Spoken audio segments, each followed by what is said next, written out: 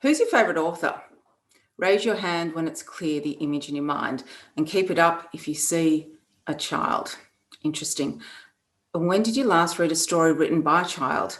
My answer was confronting. I took my kids' writing for granted. My daughter Caitlin, aged 7, created a lemonade library stand on our street. On display, her handwritten illustrated books stapled and photocopied for the world to read. And driven by her pride and purpose, I was curious and inspired to ask, why are there no libraries of books written by kids for kids? And the number one response, kids can't spell. When we build a pool, everyone swims. At the Opera House, children are invited to perform. Yet our libraries only share and model books written by adults. It's a model with consequences. And every year for the past 10 years, our kids' ability to write what they know has declined. And as they become responsible for writing our legal papers, inventions, comedies, a tweet, code, an old-fashioned wedding speech, they have less ability than the generation before us. Caitlin's Lemonade Library Stand sparked an unintended quest to understand what was required to make a massive impact now. Imagine if a child's favourite author wrote the first 2 pages of the story and a child wrote the rest of the story, the one circulating in their head, and it travels down their arm to the tips of their fingers, to the pen and onto paper.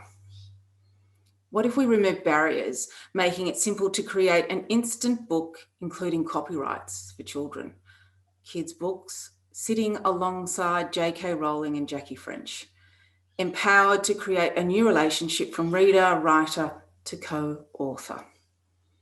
250,000 pages have been written by thousands of children using this model. These co-authored books, published in libraries and homes, celebrate pride, purpose and progress, not perfection. In West Wyalong, students wrote of drought, dust storms, personal grit and fatigue. Their intimate knowledge opened the eyes of the readers in the cities, turning the pages. And the children from Cobargo collaborated to write The Day She Stole the Sun, dedicated to firefighters from 2020. It brought insight. They had lost time and perspective, fighting the inferno in darkness. And the story, crafted by children in the school they had saved, made it safe for the community to start and complete tough conversations. 3,500 copies have now been read across the world.